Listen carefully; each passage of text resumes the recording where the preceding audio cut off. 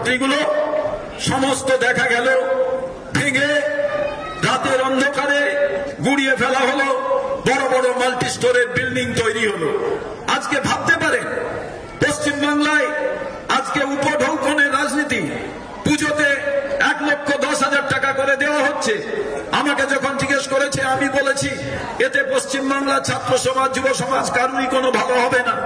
তার মূল কারণ কি জানেন?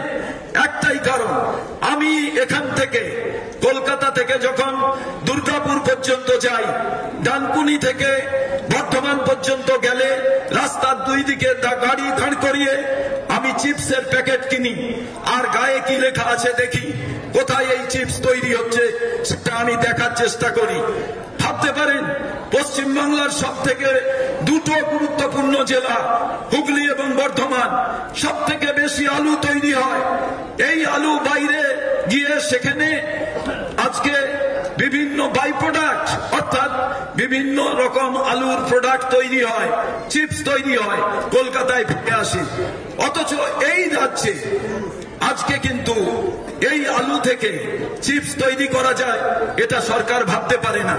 আমি বলেছিলাম পুজো প্যান্ডেলকে 1,10,000 টাকা করে দিচ্ছেন এক একটা ক্লাবকে। এই ক্লাবগুলোকে আপনি 50% দিন, আর 50% ওই ক্লাবে যারা দুর্গা পুজো করে তাদের মধ্যে বেকার আছে, সেই বেকারদের মধ্যে একটা ক্লাব তৈরি করুন, একটা ক্লাস্টার তৈরি করুন, তাদের এই টাকাগুলোকে একত্রিত করুন, করে ডানকুনি কোল কমপ্লেক্স, সিদ্ধার্থ শঙ্কর রায়ের পর বাংলার মাটিতে বরকত গনি খান চৌধুরী এবং ইন্দিরা গান্ধীর স্বপ্নে কোল কমপ্লেক্স তৈরি হয়েছিল। আপনারা খোঁজ নিয়ে দেখুন, আমি মাইকে এমনি এমনি বলছি না, 45 কোটি টাকা করে পার মান্থ লস করছে ওই ডানকুনি কোল কমপ্লেক্সের ওই প্রজেক্ট। আর তার ভেতরে বিস্তীর্ণ জায়গা, ওখানে তো এই বেকার ভাইদের জন্য একটা করে ক্লাস্টার তৈরি করে দিতে পারে।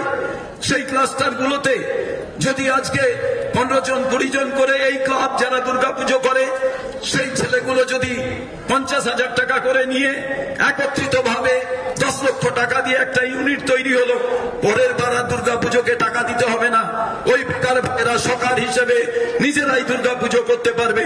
এই যে পরিকল্পনা, এটা কংগ্রেস ছাড়া আর কেউ করতে পারবে না। সেই কারণে আমি বলেছি যে কংগ্রেস পশ্চিমবাংলার কোন উন্নতি হবে না, আর সেই উন্নতিটা করতে পারে তারাই যারা বুক চিতিয়ে নিজের বুকে গুলিটা নিতে পারবে, রক্ত ঝরাতে পারবে। তার নাম ছাত্র পরিষদ। কারণ আমি যখন ছাত্র পরিষদের সভাপতি, একসঙ্গে বাঁকুড়ায় মিটিং করতে গেছি, ফিরে আসার সময় বন্ধুকে স্থানে পুড়িয়ে আসতে হয়েছে। অতএব ছাত্র পরিষদের এক পকেটে থাকে একটা খাম, আরেকটা পকেটে থাকে আরেকটা খাম।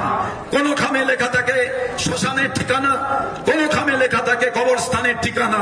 আর সেই ছাত্র পরিষদই পারে বাংলার পরিবর্তন করতে, বাংলার উন্নতি ঘটাতে। তাই আজকে আমি মনে করি কোন তৃণমূল কংগ্রেস কোথায় কি জন্মদিন পালন করলো এটা গুরুত্বপূর্ণ নয়। বাংলার মাটিতে আগামী দিনের যে লড়াই, এ লড়াইটা শুধু ছাত্র যুব মেহনতি মানুষ একত্রে সবার লড়াই নয়, এ লড়াই রান্নাঘর থেকে তৈরি হতে হবে।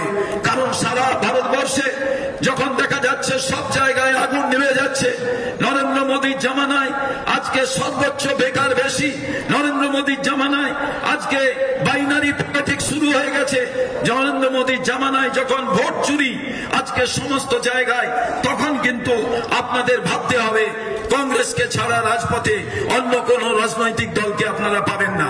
আর এই কারণে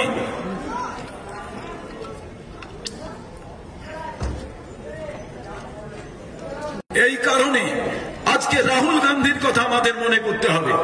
এই লোকটা যদি না থাকতো, পশ্চিমবাংলায় তো ভোট চুরি আমরা জানি, পশ্চিমবাংলায় ভোট রিগিং তো আমরা জানি, পশ্চিমবাংলায় ব্যালট বক্স তুলে নিয়ে যাওয়া তো আমরা জানি, পশ্চিমবাংলায় ইভিএম মেশিনকে নষ্ট করে দেওয়া তো আমরা জানি, পাড়ায় পাড়ায় বদমাশি করা জানি, স্ত্রীকে গিয়ে খান দিয়ে আসা এটা তো আমরা জানি।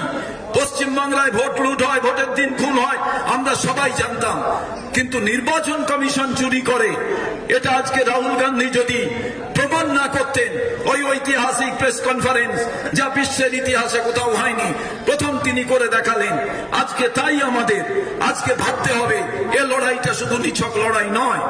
আজকে যে অবৈধভাবে অসাংবিধানিক প্রক্রিয়ায় আজকে এই সারকে ইন্ট্রোডিউস করার কথা হচ্ছে, পশ্চিমবাংলাতেও হবে, আমাদের সজাগ থাকতে হবে।